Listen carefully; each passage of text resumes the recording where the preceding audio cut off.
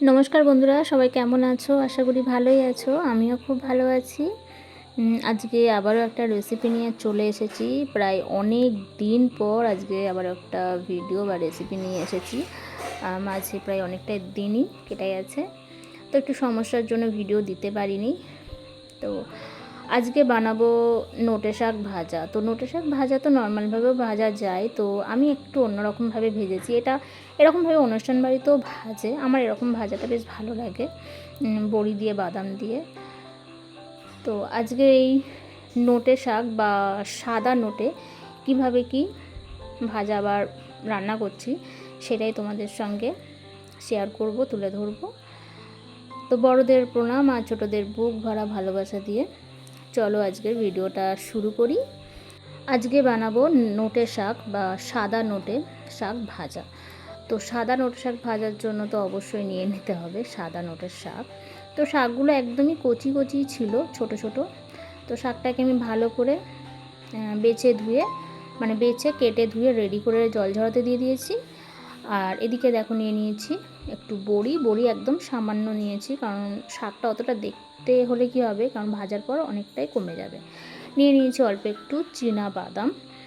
বাদামটা অপশনাল, তোমরা নিতেও পারো বা স্কিপ করতে পারো, তবে আমার বাদামটা ভাজা বেশ খেতে ভালো লাগে, সেই কারণে একটু বাদাম নিয়েছি, বেশ ভালো লাগছিল শাকের সঙ্গে। তো তোমাদের যাদের পছন্দ নয় বাদাম, তোমরা স্কিপ করতে পারো। তো যাই হোক, এইদিকে দেখো কড়াই বসিয়ে দিয়েছি গ্যাসের উপরে। কড়াইটা গরম হয়ে যেতে দিয়ে দিয়েছি বাদামটাকে আমি একটু ড্রাই রোস্ট করে নেব। তো এরকমভাবে হালকা করে আমি নেড়ে নেড়ে একটু ভাজা করে নেবো। এরকমভাবে ভাজা করে শুধু খেতে বেশ ভালো লাগে, আর এরকম শাকের সঙ্গেও বেশ ভালো লাগে। তো আমার পুরনো বন্ধুরা তো আছোই আমাকে সাপোর্ট করার জন্য, ভালোবাসা দেওয়ার জন্য। তোমাদের সাপোর্ট, আশীর্বাদ, ভালোবাসায় আমি আজ এত দূরে পৌঁছেছি। তোমাদেরকেও অসংখ্য ধন্যবাদ, অনেক অনেক ভালোবাসা। এইভাবে পাশে থেকো, সাথে থেকো। তো বাদামগুলো দেখো ভাজা হয়ে গেছে তোমাদের সঙ্গে কথা বলতে বলতে। এবার আমি তুলে নিচ্ছি একটা জায়গায়। আমি তো শুকনো কড়াতে ভেজে নিয়েছি, ড্রাই রোস্ট করেছি। তোমরা চাইলে একটু তেল নিতে পারো, তেলেতেও ভাজলেও বেশ ভালো লাগে। তো আমি তেল দিইনি, শুকনোই ভেজেছি। তো ভাজা হয়ে যেতে ওই কড়াতেই দেখো দিয়ে দেবো যে শাকটা কেটে বেছে রেখে দিয়েছি, সেই শাকটাকে আমি প্রথমে একটু সিদ্ধ করে নেবো, তাহলে রান্নাটা বেশ একটু সুবিধা হয়, সেই কারণে। তোমরা ডাইরেক্ট করে নিতে পারো। তো আমি প্রথমে একটু সিদ্ধ করে নিচ্ছি। তো সিদ্ধর সময় বেশি কিছু দিচ্ছি না, সামান্য নুন আর হলুদ দিয়ে সিদ্ধটা বসাবো, জল দেওয়ারও প্রয়োজন হয় না। তো নুনের পরিমাণটা কিন্তু অবশ্যই একটু দেখে দিতে হবে, কারণ শাকটা সিদ্ধর পর একদমই কমে যাবে। তো সেই জন্য নুনটা একদমই অল্প করে দিতে হবে। এতটা শাক বলে অনেকটা নুন দিলে তাহলে কিন্তু শাকটা একদম নুন চড়া বা তেতো হয়ে যাবে, খেতে ভালো লাগবে না। তো নুন হলুদ আমি দিয়ে দিয়েছি। এবার আমি দিয়ে দিলাম সামান্য একটু পরিমাণ জল, তবে জলটা না দিলেও হয়, তবু আমি জল দিয়েছি। জলটা দিয়ে এবার ঢাকা চাপা দিয়ে মিনিট 5 জন্য গ্যাসের ফ্লেমটা একদম লো করে রেখে দিয়েছিলাম। তারপর দেখো ঢাকা খুলে চলে এসেছি, একদম সিদ্ধ হয়ে গেছে। কতটুকু হয়ে গেছে শুধু দেখো, একদম সামান্য একটুখানি হয়ে গেছে।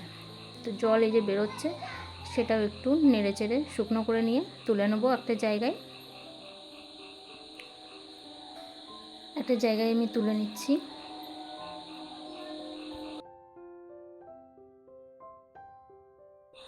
তো একটা জায়গায় তুলে নিচ্ছি, দেখো কতটুকু হয়েছে। আর শাকটা একদম দেখো সবুজ, দেখতেই এত সুন্দর লাগছে, খেতেও কিন্তু দুর্দান্ত হয়েছিল। সত্যি আমার এরকম সবুজ শাক খেতে খুবই ভালো লাগে। রঙটা কিন্তু সেরকম দেখো চেঞ্জ হয়নি। তো তারপর আবার ওই কড়াটা ধুয়ে বসিয়ে দিয়েছি গ্যাসের উপর।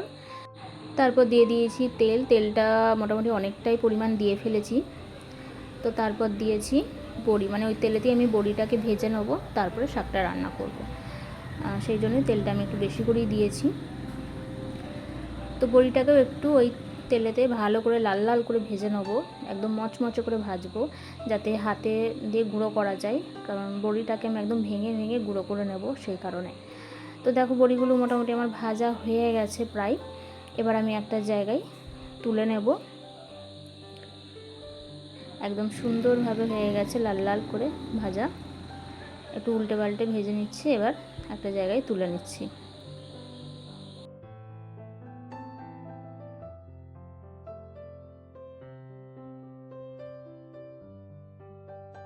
বড়িগুলো তুলে নেওয়ার পর ওই তেলেতেই দিয়ে দিলাম 2টো শুকনো লঙ্কা। লঙ্কাগুলোকেও ভেজে একটা জায়গায় আমি তুলে নিলাম। আবার ওই তেলের মধ্যে দিয়ে দিলাম সামান্য একটু কালো জিরে।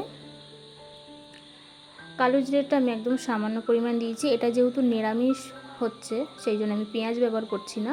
তোমরা চাইলে পেঁয়াজ ব্যবহার করতে পারো, মানে যেদিন নিরামিষের দিন ছাড়া যদি করো তাহলে একটু পেঁয়াজ দিতে পারো, সেক্ষেত্রেও বেশ ভালো লাগে। পেঁয়াজ আর সঙ্গে 2টো রসুন থেতো করে।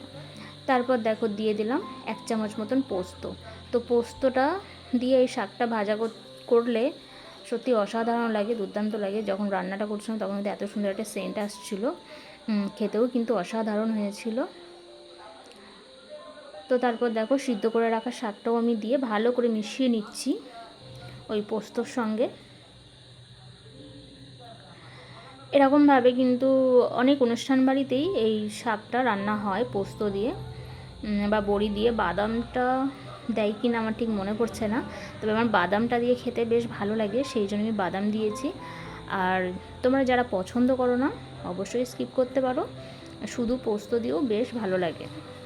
তো বাদামটা দিয়েও আমি একটু ভালো করে নাড়াচাড়া করে নিচ্ছি, মিশিয়ে নিচ্ছি। এবার আমি দিয়ে দেবো বড়িটাকে আমি একটু ভালো করে গুঁড়ো গুঁড়ো করে নিয়েছি হাতে করে। দেখো একদম গুঁড়ো গুঁড়ো মতন করে নিয়েছি যাতে শাকের সঙ্গে বেশ মিশে যায় আর মুচমুচে লাগে। যখনই খাবো শাকটা গালেতে পড়বে একটু করে বড়ির টুকরো, ভাতের সঙ্গে বেশ ভালো লাগে। সেই জন্য বড়িটাকে একদম ছোট্ট ছোট্ট করে টুকরো টুকরো করে দিয়ে দিয়েছি। দিয়ে দিলাম সামান্য একটু চিনি। চিনিটা দিলে মিষ্টি হবে না, স্বাদের ব্যালেন্সটা ঠিক থাকবে। তবে যাদের চিনিতে অসুবিধা আছে তারা কিন্তু চিনিটাকে স্কিপ করতে পারো, শুধু ভালো লাগে। তবে এরকম নিরামিষ শাক ভাজায় সামান্য একটু চিনি দিলে ভালো লাগে, কিন্তু সমস্যা থাকলে দেওয়ার দরকার নেই। তো আজকের রান্না তো রেডি, বা আজকের রেসিপিটা একদম রেডি। আজকের রেসিপি এতটুকুই। এতক্ষণ ধৈর্য সহকারে আমার সঙ্গে এই রেসিপিটা দেখার জন্য সকলকে অসংখ্য ধন্যবাদ, অনেক অনেক ভালোবাসা। এইভাবে পাশে থেকো, সাথে থেকো। দেখা হচ্ছে পরের একটা রেসিপির সঙ্গে।